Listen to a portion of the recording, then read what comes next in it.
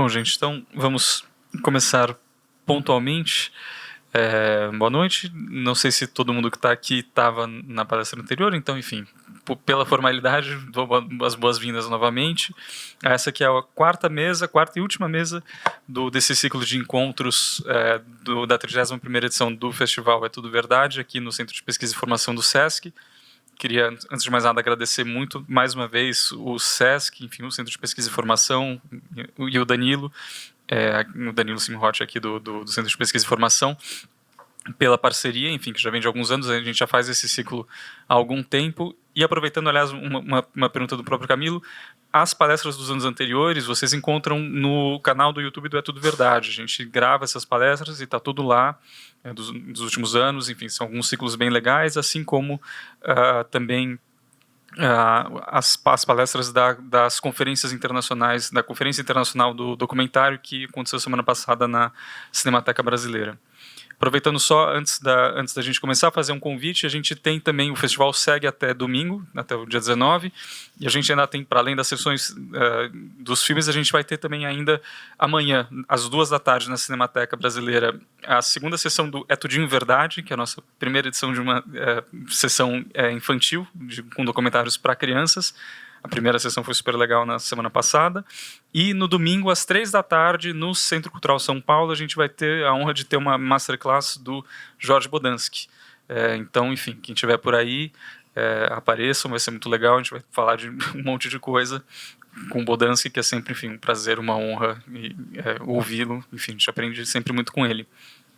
E será também um prazer e uma honra a gente conversar agora com o Camilo Tavares, que é cineasta e que, enfim, acho que foi um encontro muito feliz, inclusive de agenda, a gente conseguir fazer nesse dia, fazer essa dobradinha do Antônio Venâncio, como falando do ofício, né, da pesquisa de imagens, e recebendo agora o Camilo, que trabalhou com Venâncio nos dois filmes sobre os quais a gente vai conversar agora, que são O Dia que Durou 21 Anos, de 2012, e O Grande Irmão, O Dia que Durou 21 Anos 2, de 2022, se eu não me engano.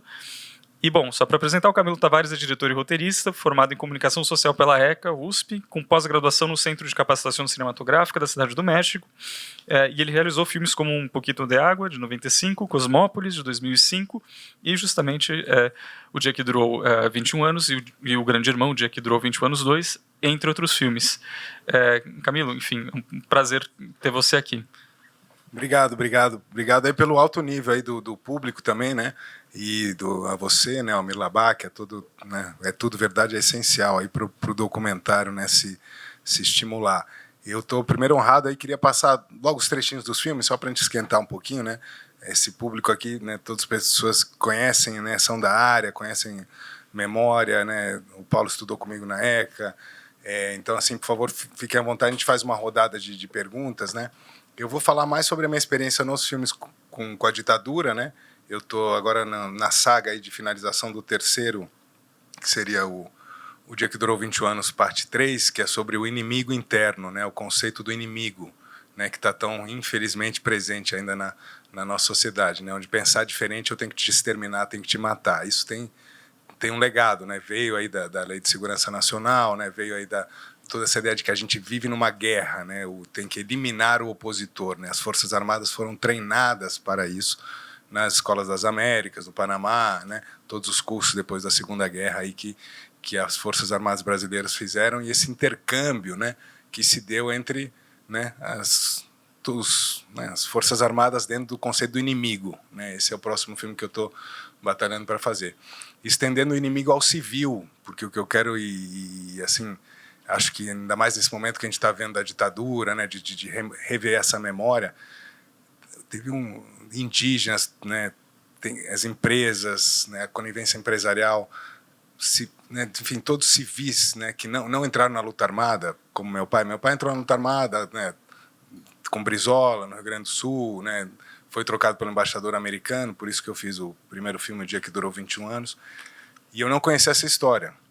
Na escola nunca ninguém falou, eu conhecia mais da Rainha do Egito, né, de Quéops, né, mesmo tendo estudado em bons colégios, né, em boas universidades, né, na USP, né, E a ditadura era sempre negligenciada, apagada, né, e nunca falada. E sei lá, eu comecei a indagar um pouco sobre isso, né? Por que meu pai tinha sido trocado pelo embaixador americano? Por que eu tinha nascido no México, né? E eu via isso até com uma certa leveza, né, para quem depois conheceu os horrores da ditadura, né? Eu fui uma criança feliz, né? Eu ia visitar meu pai na prisão, no Uruguai, né? Mandava um bilhetinho, me lembrou até aquele filme Kamchatka, não sei se vocês viram, um filme argentino bacana, que é um garotinho entrando na prisão, aí ele faz um desenho, tem uma animação do desenho, né? E aí o desenho é uma árvore com os passarinhos, né? É uma cena assim lúdica, né? E os passarinhos saem voando, né? Mas eles estão escondidos ali numa maçã, porque na hora que o guardinha vê o desenho, ele pode rasgar o desenho ou não deixar entrar. Então o passarinho estava escondido atrás da maçã. Então isso era a minha infância, assim, eu via isso de uma maneira meio lúdica, né? Eu nunca tinha me deparado realmente com o que era, né? Com o que foi, né? De alguma maneira, mesmo meu pai tendo sido quase morto, né? Torturado e preso, assim como milhares de civis, né? Que é o que eu quero falar no Inimigo Interno, foi assim muita gente. Assim, quando a gente começa a pesquisar, cara, eu fico até mal. Esse filme me fez mal até.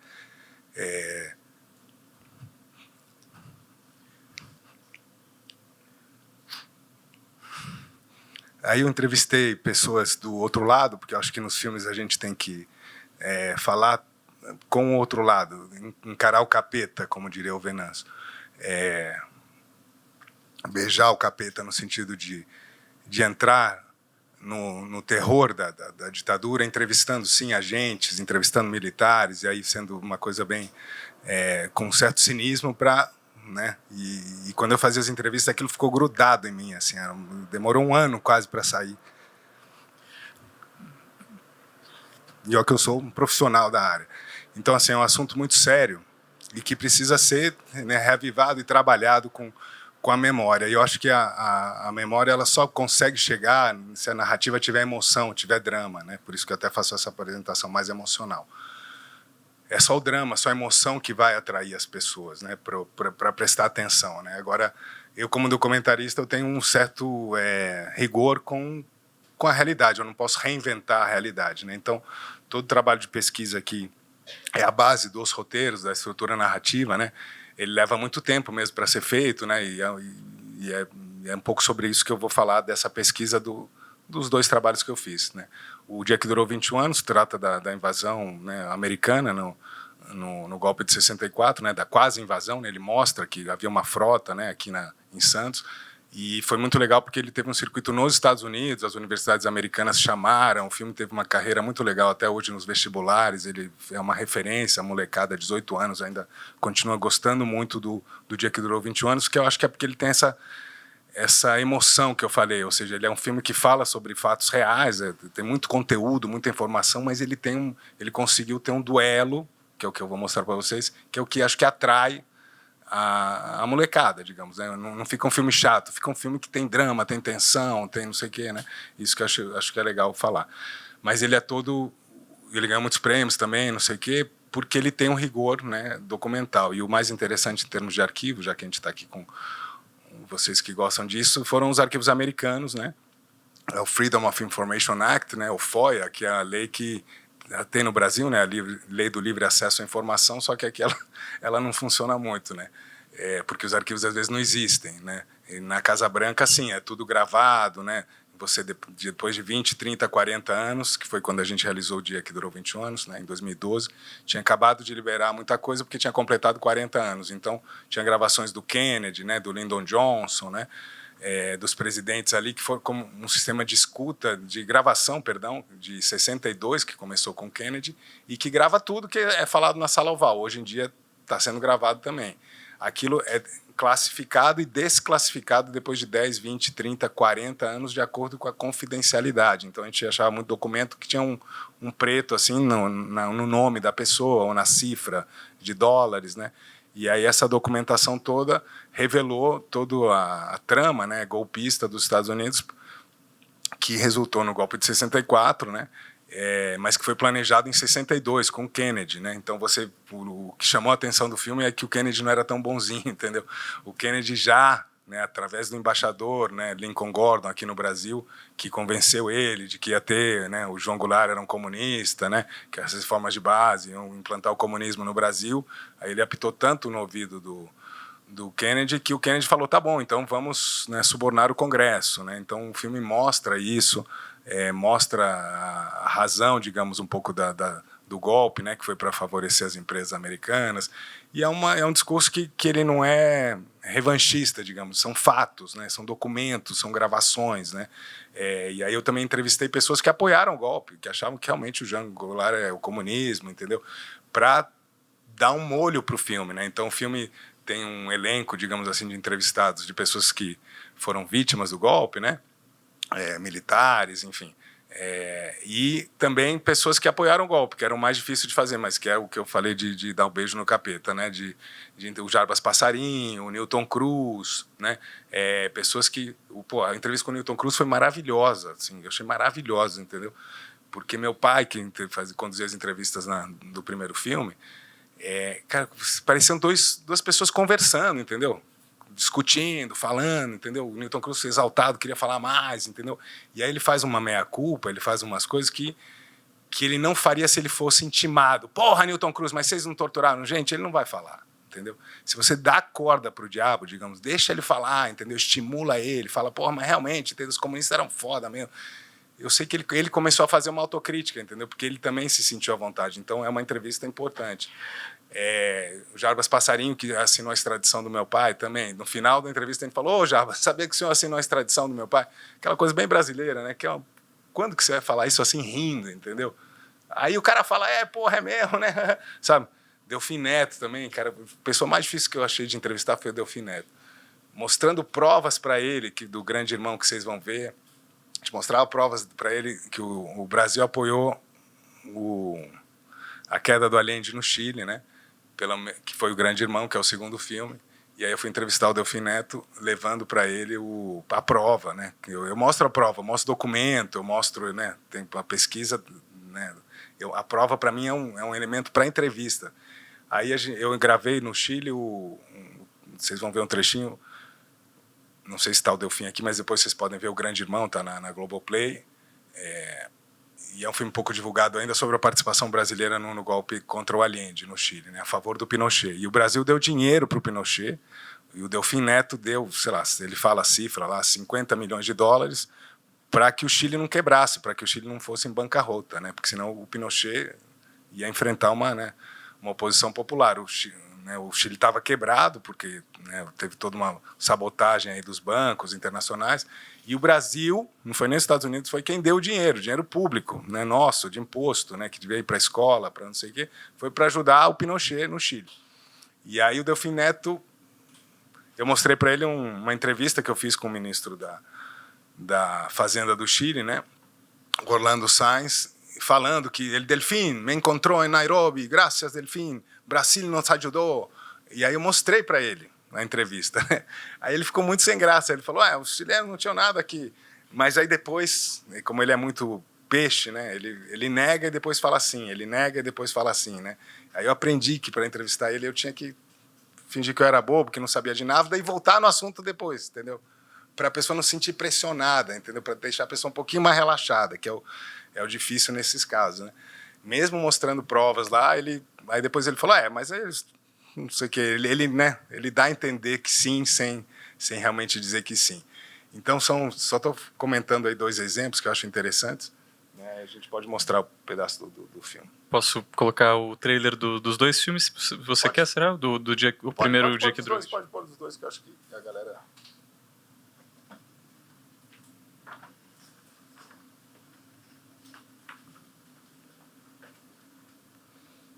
Sem áudio. Hello? Mr. President, this is George Ball. Yes, George. We had a meeting this morning with Max Taylor, and we decided on the basis of the information that had come in this morning, go ahead and start a naval task force out, but with no commitment.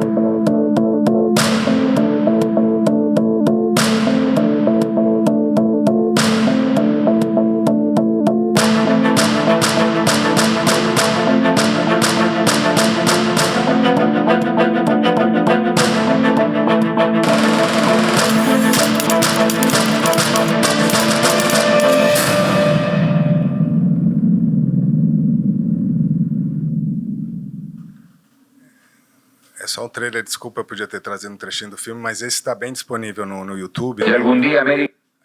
Agora um trechinho do Grande Irmão, que é o outro filme. 11 de setembro de 1973, Santiago do Chile. O presidente eleito Salvador Allende sofre um golpe de Estado que contou com o apoio do governo militar brasileiro. O Brasil decidiu, nós vamos ajudar os nossos irmãos chilenos. Contra la hambruna que estaba sembrando el gobierno marxista del señor Allende.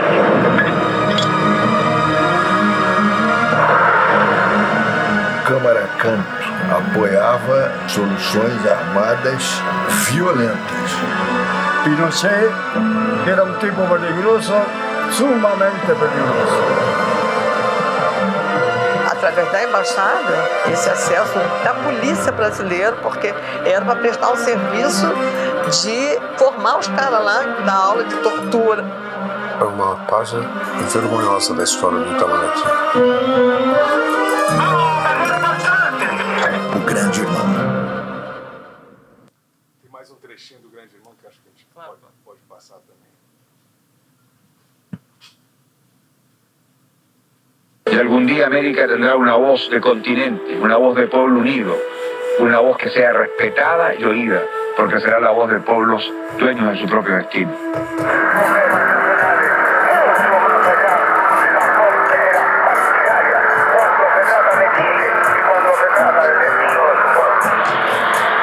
Allende era uma história de evolução da luta socialista no Chile.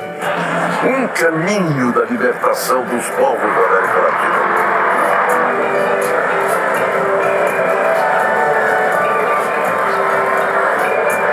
A experiência do socialismo pela via democrática chilena, que o presidente Allende foi fiel até a sua morte, é um exemplo espetacular para o mundo inteiro.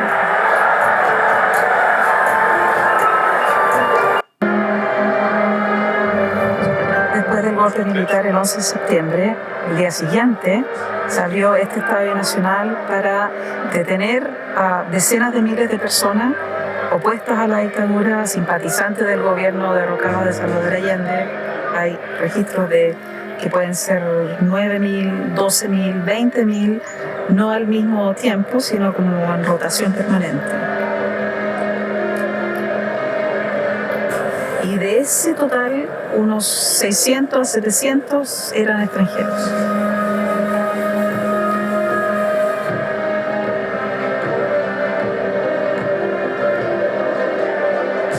Quando eu cheguei no Estado Nacional, chegaram gente, que eles foram prendendo em massa, né? Que chegou um momento que não cabia nem de onde vestiário, as pessoas já estavam lá fora, mesmo na arquibancada. Ficavam ao relento mesmo, né?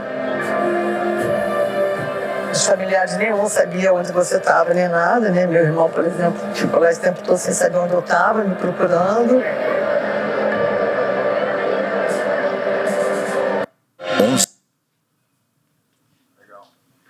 Camilo, eu queria aproveitar já te fazer uma pergunta. Você primeiro já antecipou para a gente a parte 3 da série, e você já trouxe vários elementos, enfim, que compõem o filme, que acho que, enfim, para quem não assistiu, também os trailers dão um pouco a ideia da cara que os filmes têm. Enfim, já falou muito dos depoimentos e também da sua estratégia para conversar com essas pessoas. Eu queria só voltar um pouco e entender, queria saber de você qual foi o disparador do dia que durou 21 anos? Eu queria entender se foi o fato desses documentos terem se tornado acessíveis, ou se teve a ver também com uma coisa que é muito importante para o filme, e acho que até não está tão presente no filme de maneira explícita, que é justamente a história do seu pai, né? E a relação com a história do seu pai, o envolvimento do seu pai, também no filme, né? Também entender como que foi o trabalho com ele, né? Ele que conduziu as entrevistas. Mas queria entender qual que foi o elemento disparador, se foram os documentos, e a partir dos documentos veio a ideia do filme, ou se vocês começaram o filme e aí os documentos entraram. Tá bom, boa pergunta. Depois, se quiser abrir também para perguntas, a gente abre. Bom, o elemento disparador do dia que durou 21 anos foi realmente eu entender por que Katsu tinha nascido no México e por que meu pai tinha sido trocado pelo embaixador. E na época, coincidentemente, aí a gente mudou o foco. Em vez de fazer um filme do Flávio Tavares, que tem bons livros, inclusive Memórias do Esquecimento, é um belo livro, dá um belo roteiro cinematográfico também. Ele escreve muito bem, mas em vez de fazer da história dele, que dá um longa também, cara, entendeu? Histórias não faltam. A gente falou que não, tem uma coisa maior aí que realmente é a participação americana, porque esses documentos foram revelados. Aí ele me trouxe um telegrama que é um papel, sabe aquele papel meio xerox? Não é bem xerox, é um papel térmico, né? E que ele tinha, não sei como conseguido lá, é uma máquina antiga. E aí era justamente da frota naval, né, da Operação Brother Sun. Eu falei, nossa, pai, isso aqui, entendeu? Nunca tinha visto isso na minha vida, porque tinha sido pouco divulgado mesmo. Para vocês terem uma ideia, o filme fez um away aqui no Brasil e lá nos Estados Unidos, porque era um tema que tinha sido muito pouco divulgado, assim como a participação brasileira nas várias ditaduras da América Latina, tem sido muito pouco divulgado. E aí, quando a gente viu que tinha os documentos, entrou nas bibliotecas dos presidentes, né, como eu falei, a Lyndon Johnson Library e a Kennedy Library foram as fontes, né, e lá é muito legal porque eles mandavam material, entendeu? Você pedia, chegava, entendeu? Uma coisa que, porra, nunca vi isso na minha vida, entendeu? Você pagava um pesquisador lá, entendeu? E, porra, entendeu? Era super bem tratado, porque era, né, o livre acesso à informação. Agora já é mais difícil ter um pouquinho essa, né, mas eu provoquei até só para ver a temperatura da água lá e era bem mais difícil, que eu gosto muito dessa parte da pesquisa também. E aí foi isso, então a gente sentiu essa necessidade, aí o filme teve uma repercussão política muito forte, porque como ele é tudo, como o Nelson disse, né, um filme de verdade nesse sentido, tudo que está ali não sou eu claro, né, manipulo pela edição, pelo não sei o quê, mas são as gravações da Casa Branca que chamaram muito a atenção, e da participação do Kennedy também, que era uma coisa que o Kennedy não era mais um democrata, né? Estados Unidos é Estados Unidos, né? Então foi isso, o detonador e a motivação foi pela, digamos, a história que tinha que ser contada e não tinha sido contada, né? E talvez uma pergunta, como foi a sua participação enquanto cineasta no trabalho de pesquisa também? Você tinha uma equipe, eu sei que o Antônio Venâncio estava nessa equipe, como que era? Sim, que foi esse trabalho? Teve um grande trabalho, eu faço muito também, fico de madrugada pesquisando, eu gosto muito da pesquisa, né, porque é o arcabouço, né, nós somos documentaristas, vocês sabem, somos arqueólogos, né, então, né, meu tesão, meu barato vem também da pesquisa, que é aí que vem o roteiro, né? O Eduardo Coutinho, quando eu estava na ECA, a Marília Franco, nossa professora, falava que, né, ela fez a metodologia de cada cineasta, né? E aí o Coutinho falava, o roteiro é importante, mas depois na hora de gravar você rasga o roteiro, entendeu? No sentido de que esteja aberto ao que a pesquisa te traz, né? Ao que as entrevistas te trazem, né? Por isso que o documentário é como uma dança mesmo, né? Você não pode estar muito preso a um roteiro, né? Que senão você vai fazer, entendeu? Documentário mesmo, entendeu? Que é a sua visão, né? A pesquisa é o material, né? Né? Que são as pecinhas, né? Que tem aquele filme do Coutinho, eu acho também que é fantástico, que ele monta como uma casinha de peças, de pecinhas, bricolagem, né? A teoria do bricolagem, né? Da memória, né, em pedaços. Aí o Coutinho, se eu não me engano, é o Coutinho que fez um filme que era como aquelas coisas que tem em Barcelona, né, sabe aquelas casinhas de tijolinho? E aí né, a pesquisa do roteiro é bem isso. Eu ficava com pilhas de telegramas e aí fazia toda uma edição de texto, de pegar, né, conteúdos, palavras-chave, digamos, né? A defesa da democracia me chamou muito a atenção. Tipo, eu nunca ia pensar que ia ser tão cínico, né? Depois, no golpe do Chile, também você vê o mesmo linguajar. Tem todo um trabalho de linguagem, assim, pelos documentos, né? Não sou eu que estou inventando. Que me chamou, cara, é meio absurdo, entendeu? O cinismo, como hoje, né? Em dia também, né? Como a realidade é recriada, né? Tem uns absurdos, uns disparates, né? Os chamados de fake news, né? E ali você vê toda uma construção. Temos que defender a democracia contra o comunismo, né? Isso se repetia em N documentos de N formas, né? E a total ciência, digamos, dos Estados Unidos com o que eles chamam de Operação Clean Up, né? E aí ele é muito cínico, fala Operation Clean Up has started, né? Eu com as falas até hoje, né? Operation Clean Up, cara, o que é Operation Clean Up? Operação limpeza, entendeu? É uma coisa, o que é isso? Operação limpeza, entendeu? Aí ele fala the rest of 300 né, persons in Rio de Janeiro, em São Paulo, ou seja, eles sabem de tudo, conhecem tudo, né? E tem um nível de participação nas Forças Armadas através do Vernon Walters, né, que é uma figura interessante também, porque o Vernon Walters foi o diretor da CIA aqui no Brasil, né, e o Vernon Walters era amigo do Castelo Branco, né. Aí meu pai falou, Camilo, presta atenção no Vernon Walters. Aí a gente ia lá, pesquisava o Vernon Walters, entendeu? Então ele deu algumas dicas de quem eram as pessoas chaves, porque ele viveu a história. E foi muito legal também que ele localizou um que trabalhava na Embaixada Americana aqui em Brasília, e a gente convidou ele, né, achou ele nos Estados Unidos, ele vendia helicóptero para as Forças Armadas. Você vê que é tudo, it's all about the money, como diz a música, né? E aí a gente achou ele, o Robert Bentley, trouxe ele para o Brasil, tal, e ele estava ali a contar as cabecinhas que passavam no Congresso, entendeu? Ou seja, era ele que subornava os deputados, entendeu? Eu estava ali a contar as cabecinhas que passavam. Então, assim, são pequenos macetes que, né, se bem montados no filme, fazem sentido. E aí foi ele que ligou para a embaixada, isso está no Dia que Durou 20 Anos também, e fala, para ver se os Estados Unidos reconhecia ou não reconhecia o novo governo, que os Estados Unidos, quando, né, tem uma tomada de poder, os Estados Unidos têm que reconhecer, né? Então, e aí só que eles não podem dar bandeira de reconhecer de cara, porque senão dá muito bandeira que os Estados Unidos estava por trás do golpe, que é o que o pesquisador explica, né? O James Green também, que é da Brown University. A Brown é uma outra fonte maravilhosa. A Brown University, para quem quer ir, assim, tem a chance de ir para os Estados Unidos, cara, vai na Brown University e procura o James Green, que ele adora o Brasil, ele esteve aqui, amigo da Dilma, sabe? Ele adora o Brasil porque ele viveu aqui, ele está na Brown University, que também, cara, para quem interessa o assunto, é uma bela dica. E aí o James Green contava isso, né? E o cara que veio, né, o assessor do embaixador aqui, né, falava, eu peguei o telefone e liguei, falei, não sei se foi muito legal né, a tomada, né, porque não, Mazili, que está explicado no filme lá, né, mas não sei se foi feito muito legal, mas enfim, tá bom, vai dormir. Desliguei, aí ele fala assim, desliguei e havíamos reconhecido. E aí eu achei um material do embaixador Lincoln Gordon, numa entrevista que ele deu à TV americana, né, onde o repórter pergunta para ele, Lincoln Gordon, como que foi o reconhecimento do Brasil? E aí, cara, é um material que veio assim, muito legal através dessa pesquisa das TVs americanas, né? Então acho que a gente foi atrás da CBS, e aí pôs o nome lá do Lincoln Gordon e apareceu esse material que o próprio repórter já estava questionando ele sobre esse reconhecimento tão rápido. E aí, naquela sutileza, assim, ele dá uma... na cara da bandeira, digamos, né?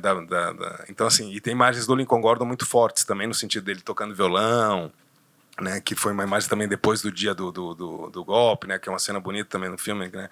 Que tá o Lincoln Gordon tocando violão e o golpe acontecendo, né? Foi naquele mesmo dia. Então o filme tem uma poesia e ao mesmo tempo ele tem um rigor documental, digamos, está tudo correto, os personagens estão corretos, né, que dá uma credibilidade pro filme.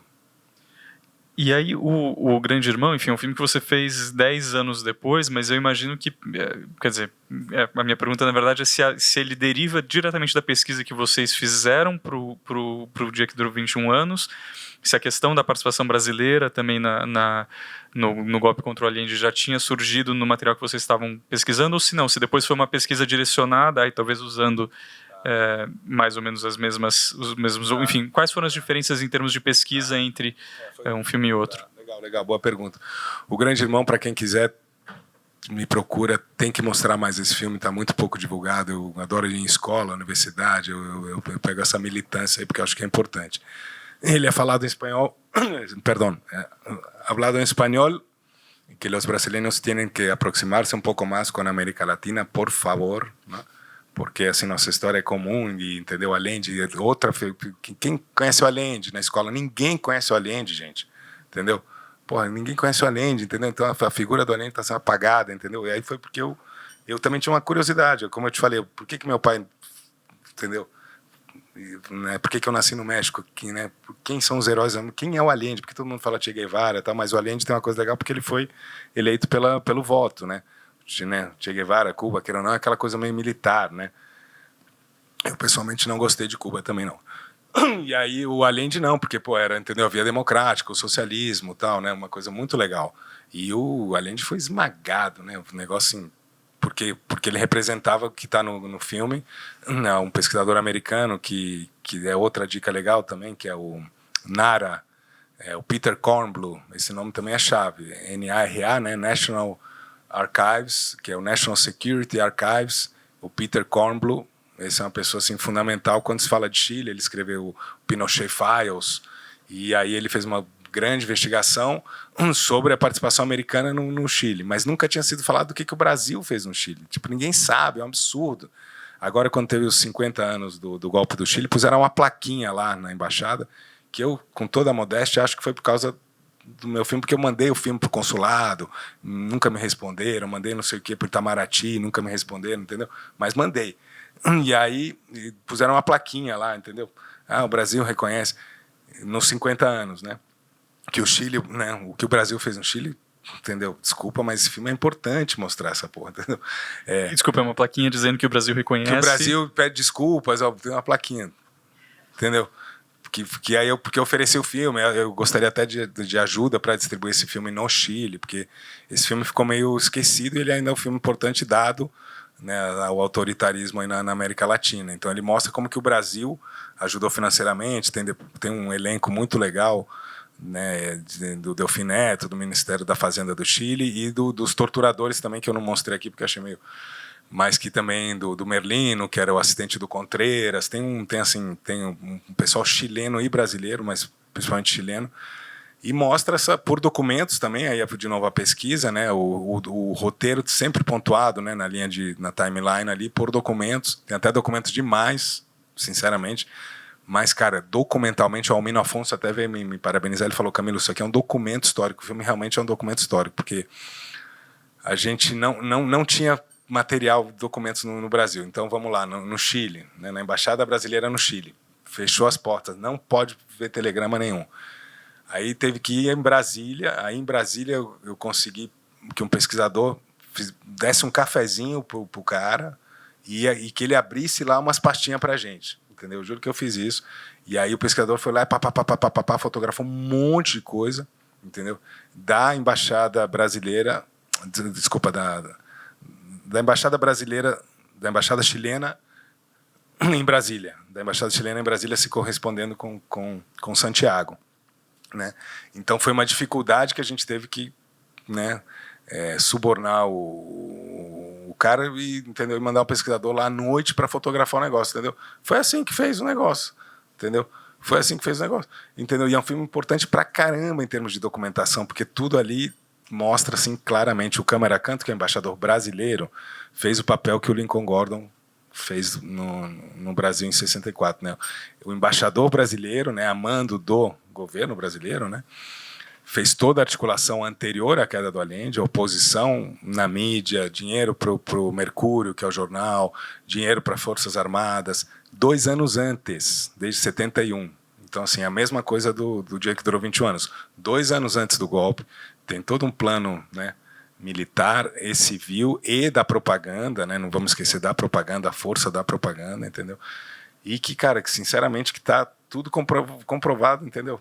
Então, e o Câmara Canto era, entendeu? Aí a gente entrevistou pessoas que conheceram o Câmara Canto, fomos atrás da filha do Câmara Canto, ela passou fotos do Câmara Canto, teve um trabalho de formiguinha aí de ir atrás mesmo dos arquivos.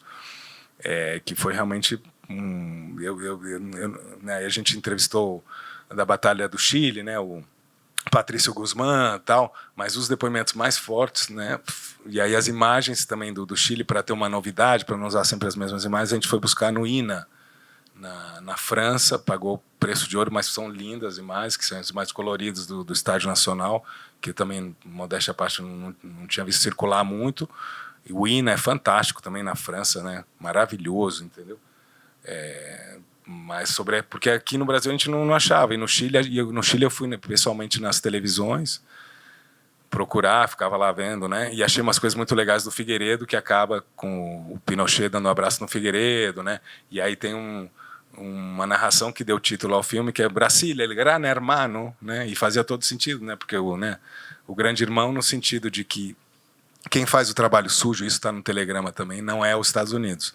O Brasil passa a fazer o trabalho sujo. Aí tem um telegrama da Casa Branca, que foi, digamos, que a espinha dorsal do filme, que eu mostrei pro para as pessoas também, falava, esse telegrama aqui, o que o senhor acha?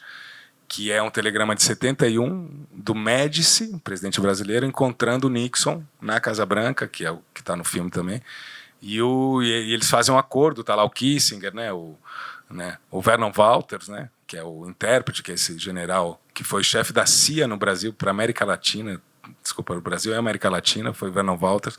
Então está o Vernon Walters na reunião, o Médici, presidente brasileiro, e o Nixon, né, e o Henry Kissinger, só essa turminha aí, entendeu?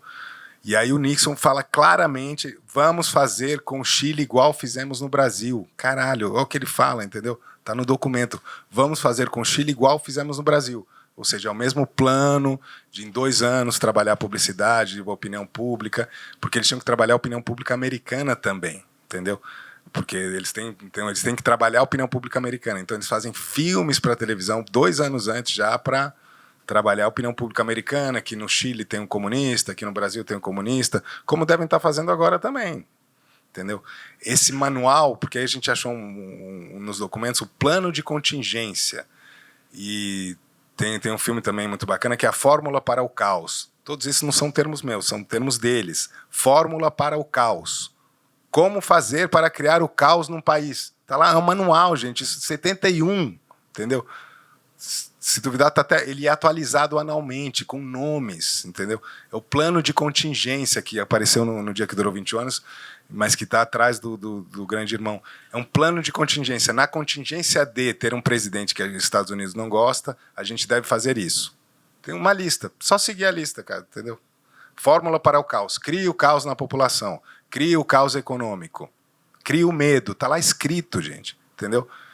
No plano de contingência, aí tem plano de contingência da área econômica, plano de contingência da área militar, olha que loucura, com todos os nomes. Então, assim, o ministro das Forças Armadas aqui no Brasil, eles têm todos os nomes, a CIA trabalha permanentemente para isso, e não é paranoia minha, entendeu? Está lá, entendeu? Então, isso me chamou muita atenção, que, existia um plano de contingência que está no dia que durou 21 anos. E aí, quando eu fui pro filme do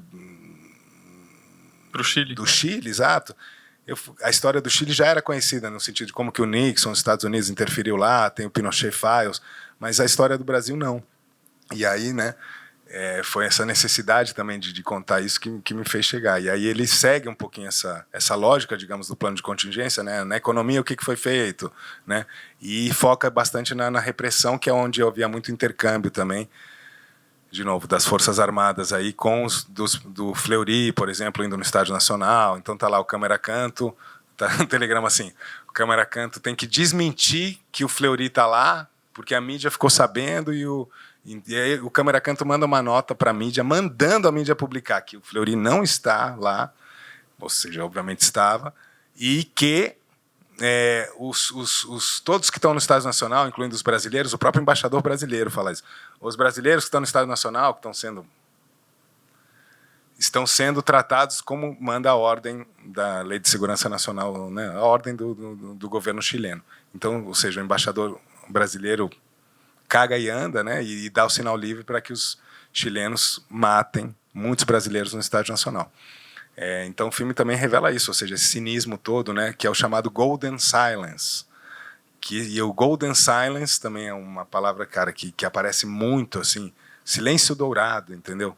E o Golden Silence também, entendeu? Você vê o Golden Silence em várias maneiras, como essa que eu relatei agora, ou seja, do embaixador brasileiro negando que tem presos brasileiros, que estão sendo maltratados, entendeu? Então, o que me impressiona nessa pesquisa toda é assim, o desconhecimento e a falta de memória que deixam a gente ser tão manipulado, né? Daqui a pouco está aí, entendeu? Contra o comunismo, entendeu? A favor da democracia, entendeu? A gente tem uma eleição agora, cara, de repente volta um doido, entendeu? Então, assim, é um retrocesso muito grande que eu vejo aí essa militância mesmo de ter que ir em escola, e não é ser de esquerda, pelo amor de Deus, entendeu? É ser simplesmente revelar a verdade, como vocês trabalham nesse belo festival. E uma curiosidade de produção, e você, no caso, nos dois casos, na verdade, você, primeiro, o trabalho de captação, de conversa com as pessoas andou mais ou menos em paralelo com a pesquisa da documentação, ou você primeiro fez o levantamento dessa documentação para também se abastecer dos materiais para poder chegar, ou se vocês voltavam, se teve alguma coisa que vocês descobriram no meio do caminho, aí vocês voltaram, fizeram uma nova entrevista a partir disso? É meio paralelo, mas teve aí uma boa pesquisadora que me ajudou muito, que ela elencou alguns nomes, né, e a gente fez meio em paralelo, assim, a gente foi ao Chile, entrevistou um monte de gente, mas já estava com um arcabouço aí de documentação bem grande. Até acho que a documentação vinha antes ajuda mesmo, porque foi através da documentação que a gente via, tá aqui, o Brasil deu dinheiro para o Chile, caramba, entendeu? Fundo Monetário Internacional, vamos atrás do secretário da Fazenda, do Orlando Salles, que foi presidente o que seria a Fiesp aqui de São Paulo, que aliás a Fiesp também, pelo amor de Deus, tem que ser investigada, entendeu? Liguei para a Fiesp agora, queria a foto do Teobaldo de Nigres, que é o presidente lá da Fiesp, ele com o Delfim, só para mostrar, ele dando um abraço, uma homenagem ao Delfim que a gente quer fazer. Entra no site não tem nada, entendeu? Não pode ir lá pegar foto, então assim, tem que agora, eu gostaria assim, né, vocês sabem melhor que eu, mas é uma responsabilidade de cutucar as empresas, né? Porque teve o TAC da Volkswagen, né? O termo de acordo de conduta, né? Da Volks. Em São Bernardo tem um monte de empresa aí. Tem a Mercedes, tem a Ford, tem a General Motors, entendeu? Tudo multinacional que tem que ser investigado, tem que pagar indenização para os trabalhadores, entendeu? E é só o trabalho de pesquisa que tem que ser feito, cara, entendeu? Porque a Justiça de Transição ela precisa de provas. Então teve, né, o Ministério Público Federal deu verba para pesquisa disso, teve um pouquinho do dinheiro do TAC da Volkswagen que foi para a Unicamp, se eu não me engano, a outra faculdade que eu não entrei muito nesse assunto, mas eu acho que é um assunto que merece ser investigado, né, para gerar processo de indenizatórios de reparação das empresas pagarem os grevistas, entendeu? Não estou nem falando do pessoal que entrou na luta armada, voltando de novo aos civis, entendeu? Porque, cara, é impressionante. Você começa a fuçar assim, a quantidade de gente que foi morta, né? As pessoas não sabem também, entendeu? Isso que por isso que eu provoco muito, entendeu? Você vai na escola, quais são os seus heróis? Eu fico chocado, bicho, entendeu? O herói devia ser, entendeu? Desculpa, mas alguém mais nacionalista. Não estou falando, entendeu? Che Guevara. Não precisa ser Che Guevara, mas sabe? Alguém que lutou pela terra, que lutou pela educação, Anísio Teixeira, Paulo Freire, sei lá, umas milhares de mulheres que lutaram aí na luta camponesa, entendeu? Isso é um apagamento da memória muito grande.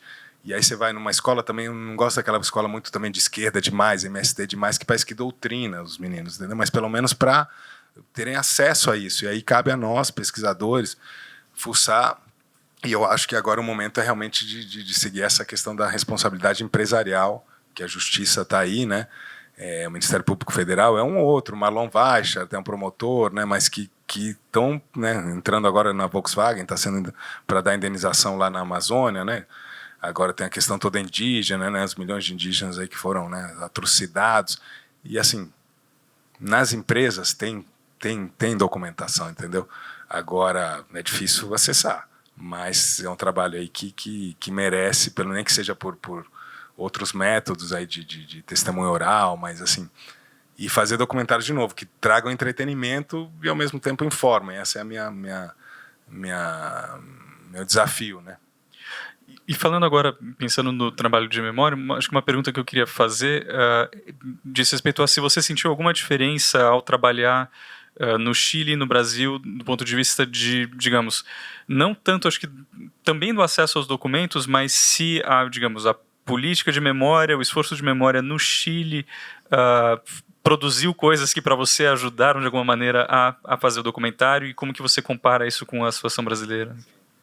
É de chorar, porque o Chile realmente é muito organizado, tem uma equipe muito boa, o Maurício Weibel me ajudou muito, um jornalista super legal.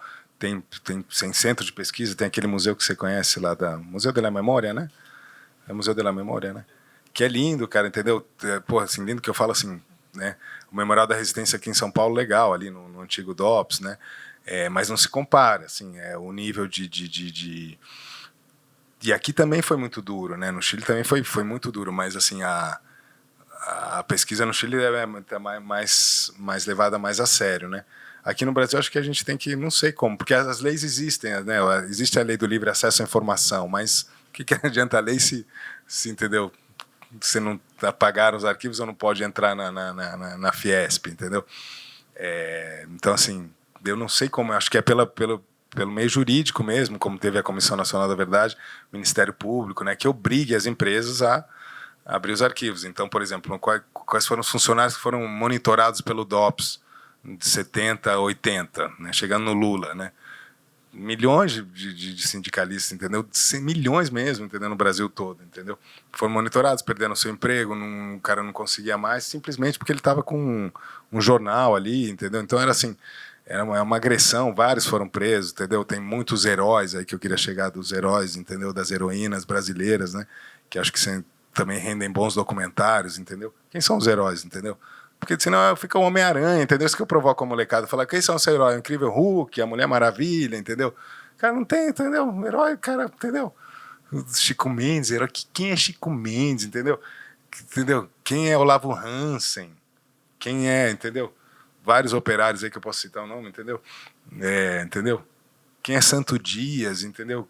Quem, sabe, operários aí que, porra, foram mortos, cara, porque estavam lutando por um salário na época que o governo e as empresas multinacionais arrochavam salário a 34% do seu salário que não era reajustado pela inflação. Aí começaram as greves no ABC, né, que levou a esse movimento sindicalista que acabou chegando no Lula, né? Foram as greves do ABC que eram por salário, entendeu? Por salário, não era uma questão ideológica, mas o cara já era considerado comunista, já ia para o pau de arara, já ia para o choque elétrico, entendeu?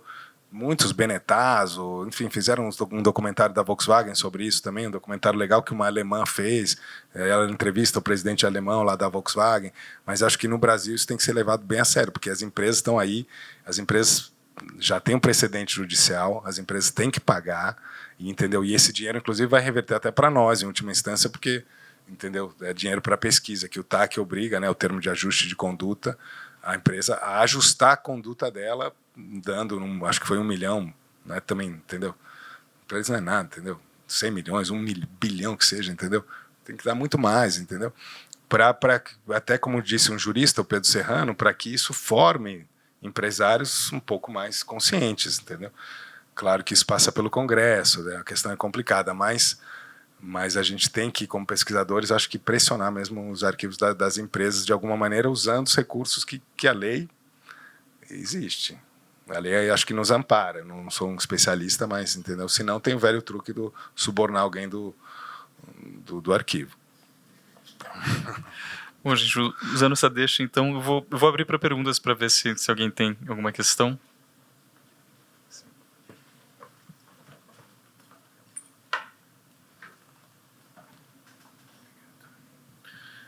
Camilo, primeiro, parabéns pelo teu trabalho, parabéns pelo trabalho do seu pai como jornalista, Flávio Tavares.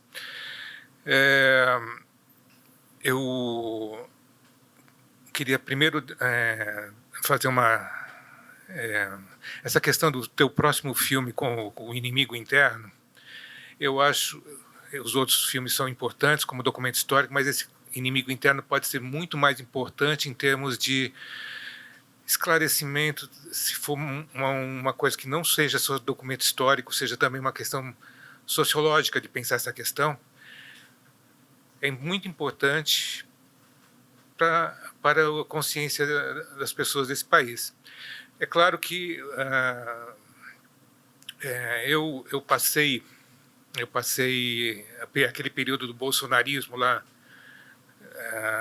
do 7 de setembro e tudo mais. Eu estava em Brasília, eu morava num hotel onde se reuniam todo o pessoal bolsonarista e principalmente o pessoal agro que vinha lá de Mato Grosso, Goiás e tudo mais.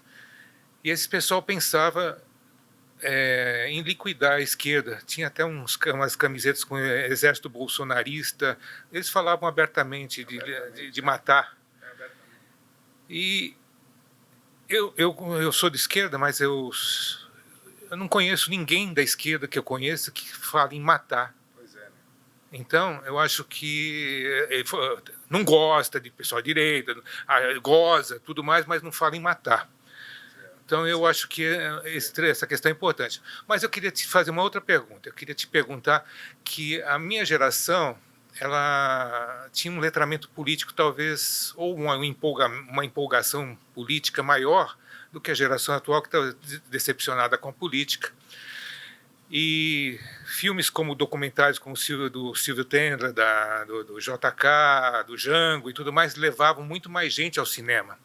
Hoje, um documentário político, sinceramente, as pessoas, eu acho que têm uma reserva, vontade de não ver.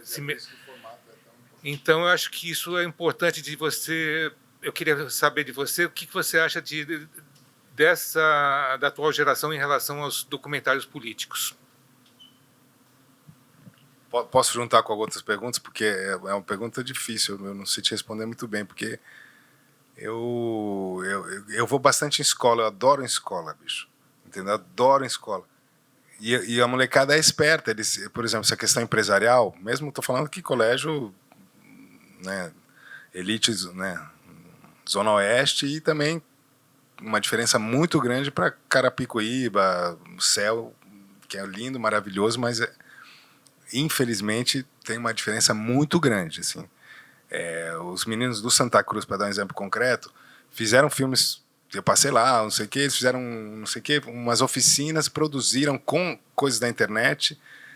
Esse assunto que a gente está falando, que é cabeludo da participação empresarial, fizeram belos filmetes, assim, impressionante, entendeu? Cheio de informação sobre como que a Souza Cruz terminou os indígenas, molecada de elite do Santa Cruz. Você vê a importância da educação, entendeu? Como que a Souza Cruz terminou indígena. Um menino na 8ª série, primeiro ano, se eu não me engano, com 16, 17 anos, fez vários trabalhos sobre isso. No Santa Cruz, que era do padre Charbonneau, que era um pouco ligado a Dom Paulo Evaristo Arnes, ali, que é uma elite mais consciente. E aí em Carapicuíba, quando eu passo o filme, cara, a galera não entende muito filme, entendeu? Começa que não entende inglês, não fala espanhol, entendeu? Não tem muito interesse, entendeu?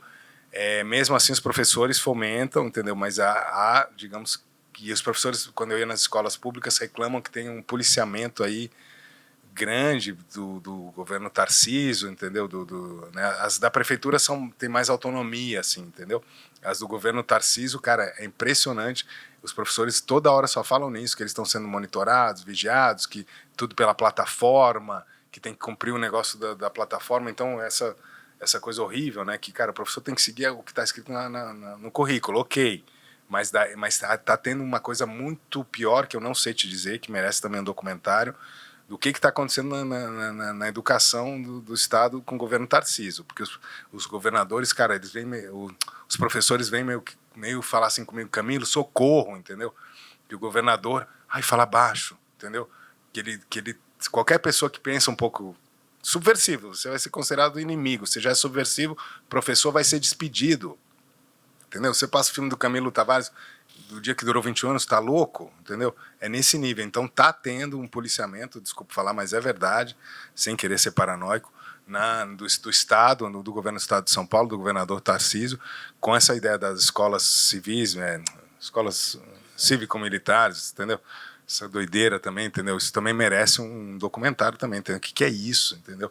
Porque agora eu até entendo a justificativa, porque como você disse, voltando aqui, essa coisa do bolsonarismo, eles são tão cínicos, entendeu? Que eles invertem, que é a mesma coisa que a gente falou da democracia, entendeu? Então, agora a esquerda também dá pano para manga, entendeu? Que você vai em algumas escolas municipais, tal, entendeu?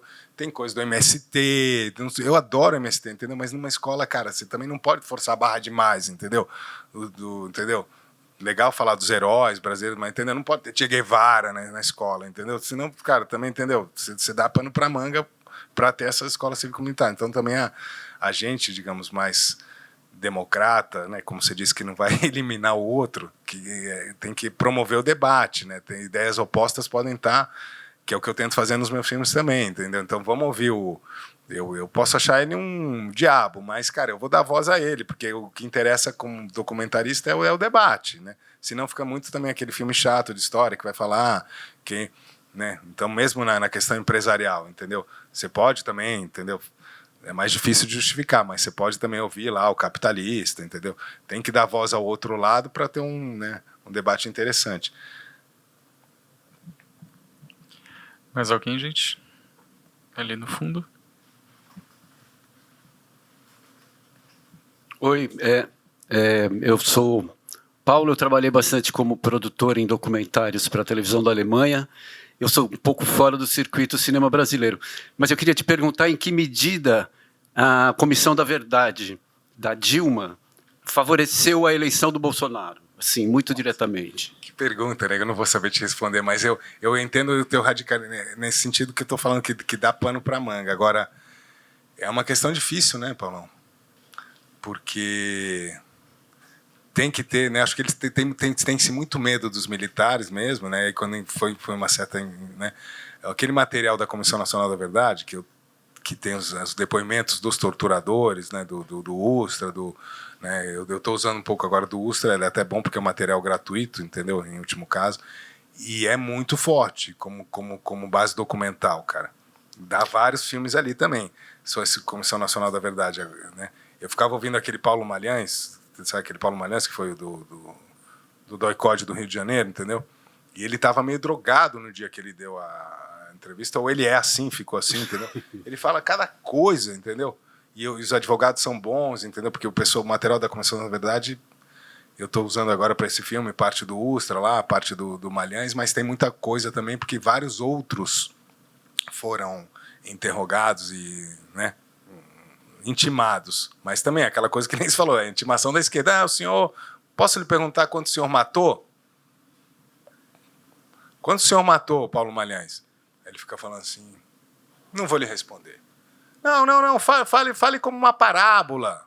Ah, então tá, vou lhe responder como uma parábola. Aí ele faz um poema, cara, entendeu? Parece que ele tá drogadaço, assim, faz um poema e depois ele fala, eu matei tantos quantos foram necessários.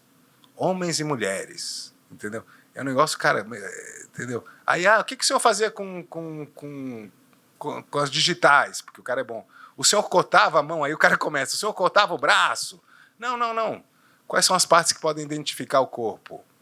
O dedo, ele fala assim, o dedo, a mandíbula. Cara, ele está falando o que ele tirava do dedo, que ele quebrava a mandíbula, entendeu? Cara, é uma coisa assim, que eu fiquei aqui, eu falei, por isso que foi tão difícil fazer esse filme, porque, cara, eu falava, puta, Paulo Malhães tem que entrar. Aí entrou o Paulo Malhães, vamos ver, né? E aí tem vários depoimentos de torturadores muito fortes, né, da Comissão Nacional da Verdade, que bem investigado também dá um bom arcabouço. E eu falo isso, cara, com toda a democratização do acesso, porque precisa fazer filme sobre isso, entendeu? Aproveitando, desculpa, a gente só já passou de volta a palavra, eu queria saber se, porque no dia que durou 21 anos, né, o filme também ele tem 80 minutos mais ou menos, no fim das contas a gente acaba tendo pouco, a gente tem muitos entrevistados e os depoimentos acabam, né, pela necessidade dramatúrgica, enfim, do filme, acabam sendo curtos. A minha pergunta, te ouvindo e vendo você falar, enfim, também com tanta emoção sobre o que representou também a filmagem, né, enfim, você com o seu pai, confrontando também, enfim, os militares. Eu queria saber o quanto que tem de material, se você já olhou de novo para esse material, já pensou em fazer alguma coisa a partir desse material, de algum dos entrevistados, não necessariamente dos militares, mas o que não entrou no filme e que, eventualmente, você já considerou? Legal, uma boa pergunta. Eu estou aqui também para fazer essas parcerias, né, conhecer o pessoal da Épica, né, Época. Porque, cara, 2 filhas gêmeas, memória vai pro saco. Porque eu preciso realmente fazer essas parcerias para, entendeu? Para fazer mais filmes. Tem muito material legal, tem material dos agentes que eu entrevistei, que tem um agente do DOPS, um militar do Exército também, meio que arrependidos, entendeu? Tem um que eu acho que até viu o dia que durou 20 anos, porque ele ficou puto com o embaixador americano, entendeu? Né, quando você fala dos Estados Unidos é um bom mote para os militares, entendeu? Porra, você também foi sacaneado, te enganaram, entendeu? E esse realmente não adianta falar uma vez, mas esse realmente aí ele começa a falar, entendeu? Quando ele se sente, digamos assim, né? Ele se sente usado, entendeu? Porque a pessoa tem que ter uma motivação para falar mesmo, entendeu? Então, porra, né, quando mostrava pro cara, tal, eu vi um depoimento da Comissão Nacional da Verdade de um famoso, daqui a pouco eu lembro o nome dele, e ele descreve exatamente a cena do filme, entendeu? Porque eu fiquei puto, porque os Estados Unidos, aquele embaixador lá, o Lincoln Gordon, entendeu? E aí ele começa a falar um monte de coisa, entendeu? Acho que ajudou até ao depoimento dele na Comissão Nacional da Verdade, porque, né, o militar tem aquela coisa, né, patriota, tal, ele não gosta de ser usado ou gosta, tem uns que gostam também. E aí é isso, tem esse material da Comissão da Verdade que eu estou usando agora no Inimigo Interno, mas a outro objetivo é estar aqui para fazer essas parcerias, cara, com pesquisadores, né, porque eu estou muito sozinho e não posso morrer na praia porque eu tenho uma missão a cumprir. Então, né, estou aberto aí a trocar e-mails, parcerias para poder fazer acontecer novos projetos aí com quem tiver afim com interesse. Bom, gente, a gente já deu o nosso horário, então eu queria agradecer muito mesmo o Camilo Tavares por participar, enfim, obrigado. Por encerrar, e assim a gente encerra também esse ciclo de encontros. Muito obrigado mesmo, enfim. Tá bom, obrigado, obrigado a vocês, valeu, obrigado. Bom, gente, muito obrigado, Antônio, Camilo, a Luísa, toda a organização do É Tudo Verdade. Em nome do SESC, gostaria de desejar uma excelente noite, fim de semana e feriado para vocês. Obrigado.